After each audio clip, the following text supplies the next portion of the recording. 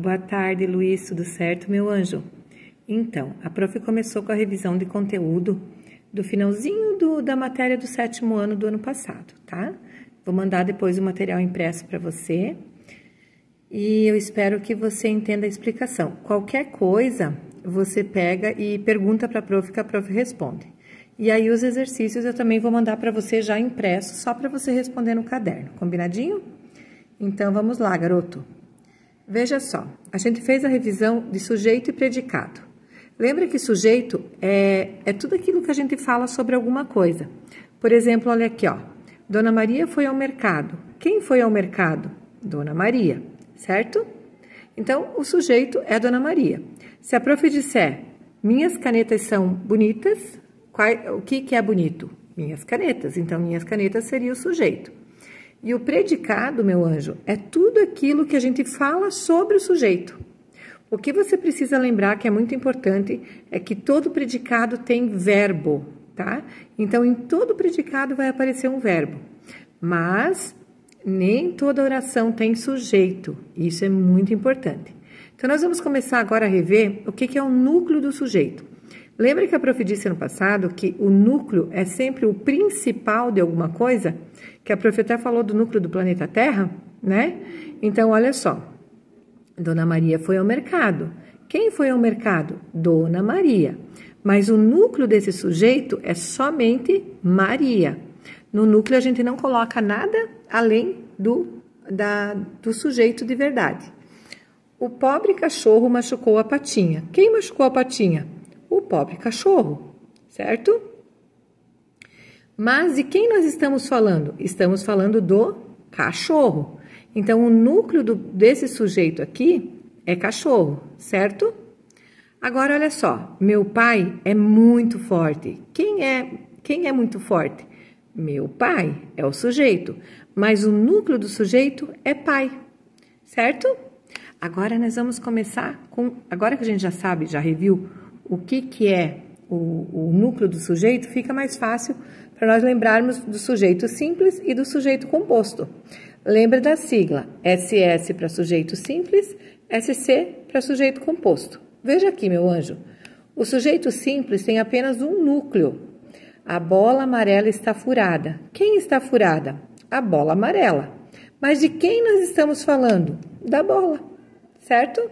Então, bola é o núcleo do sujeito. Olha a frase seguinte, a oração seguinte diz assim, nós gostamos de educação física. Quem gosta de educação física? Nós. Ô, prof, mas nós não é mais do que uma pessoa? Sim, é mais do que uma pessoa. Só que a palavrinha nós, o pronome nós, é uma palavrinha só. Então, o nós também entra como sujeito simples, porque tem apenas um núcleo, certo? Vamos ver o sujeito composto. 2 ou mais núcleos. Vovô e vovó são muito legais. Quem são muito legais? Vovô e vovó. Aqui, Luiz, você precisa cuidar um pouquinho. Quando nós formos colocar naquelas linhas do caderno o núcleo do sujeito, nós temos que pôr vovô, vírgula, vovó. Porque no núcleo nós não podemos pôr conjunção, nós não podemos pôr artigo, não podemos pôr adjetivo, somente o núcleo do sujeito, tá certo? Então, esse é o sujeito simples e o composto. O simples tem um núcleo só, o composto tem 2 ou mais núcleos, certo? Agora, vamos prestar atenção no sujeito oculto e sujeito indeterminado. Aqui, Luiz, vai falar sobre a desinência. O sujeito poderia ser chamado de sujeito desinencial, só que nós vamos chamá-lo de sujeito oculto. A desinência, meu anjo, significa terminação do verbo. Então, olha lá, o sujeito oculto é quando o sujeito não aparece na oração, mas nós podemos identificá-lo pela desinência, ou seja, pela terminação do verbo. Então, aqui, ó, o amos, depois do T aqui, ó, o amos, é a desinência do verbo gostar, nesse caso aqui. Quem gosta de você? Nós gostamos de você. E o nós está escondido atrás do verbo, por isso que é sujeito oculto. Ô, prof, mas aí o problema é que aqui no indeterminado, olha, também ele começa com verbo e não tem nada na frente dele. Como que eu percebo quando é oculto e quando é indeterminado?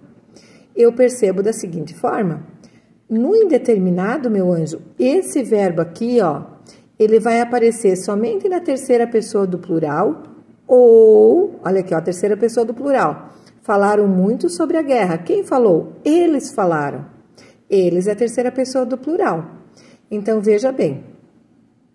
Quando o verbo terminar em aram, significa que é a terceira pessoa do plural. Então, o sujeito vai ser indeterminado. Isso, Luiz, quando o verbo começar a oração, quando inicia a oração. Então, ou ele vai aparecer na terceira do singular mais a partículazinha C. Esse ano vocês vão aprender as vozes do verbo. E lá vai aparecer essa partículazinha C, chamada de partícula apassivadora. Mas isso lá pra frente, tá, meu anjo? Olha só, fala-se muito sobre a guerra. Ele fala, terceira pessoa do singular, mais o C. Apareceu dessa forma? Sujeito indeterminado, tá bom? Então, o indeterminado se diferencia do oculto pela pessoa do verbo, terceira pessoa do plural ou terceira do singular, mais o C. Fala-se, tá certo? Agora, nós vamos rever as orações sem sujeito, que são aquelas com os verbos impessoais. Lembra que a prof falou para vocês que os verbos impessoais são aqueles que nós não podemos conjugar. Por exemplo, assim, eu não posso dizer eu chovo, tu choves, ele chove, né, meu anjo? Então, o verbo chover, por exemplo, ele é um verbo que determina um fenômeno da natureza. Então, quando ele aparecer assim na oração, choveu muito ontem à noite, essa oração a gente vai dizer que é sem sujeito.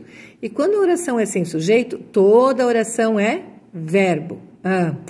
Meu Deus, toda oração é predicado. O prof já tá maluca no início do ano, Luiz. Agora, olha aqui, ó. Durante o horário de verão, anoitece mais tarde. Anoitecer é outro verbo que expressa fenômeno da natureza.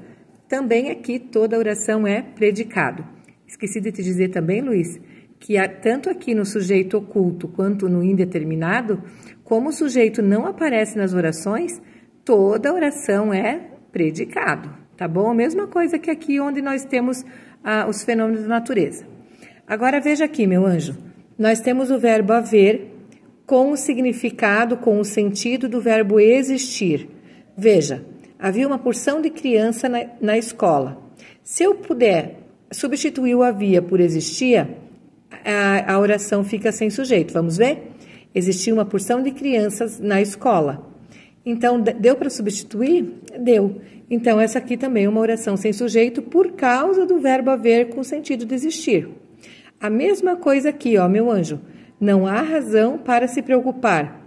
Não existe razão para se preocupar. Consigo substituir o haver por existir? Oração sem sujeito. Certo? Agora, veja aqui. Verbo haver, verbo fazer e ir.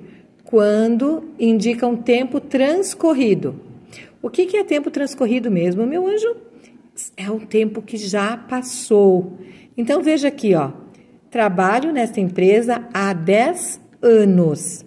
Trabalho nesta empresa há 10 anos. Significa que esse há aqui está falando de quanto tempo que eu já estou aqui na empresa. Tempo que já passou, certo? Outra coisa. Luiz, é errado nós dizermos estou aqui, cheguei aqui há 10 anos atrás. O a, ele já fala sobre tempo passado.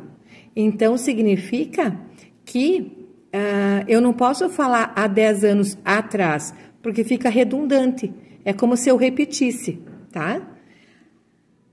Então, o certo é falar apenas há e não há 10 anos atrás.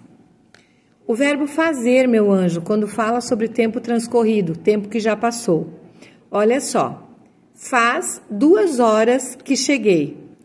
Faz, quando se refere a tempo, também faz com que a oração esteja sem sujeito. E esse verbo fazer, quando fala de tempo que já passou, meu anjo, ele não pode ir para o plural. Por isso que aqui está escrito faz 2 horas e não fazem 2 horas. Beleza? Agora, olha só. Vai para mais de 1 ano que ele partiu.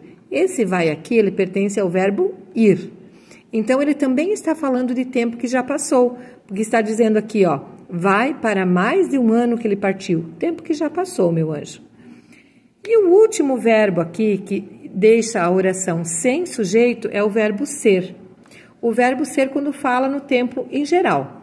Então, aqui fala, era inverno e todos que andavam pelas ruas estavam bem. Então, fala do tempo em geral. Outro aqui, ó.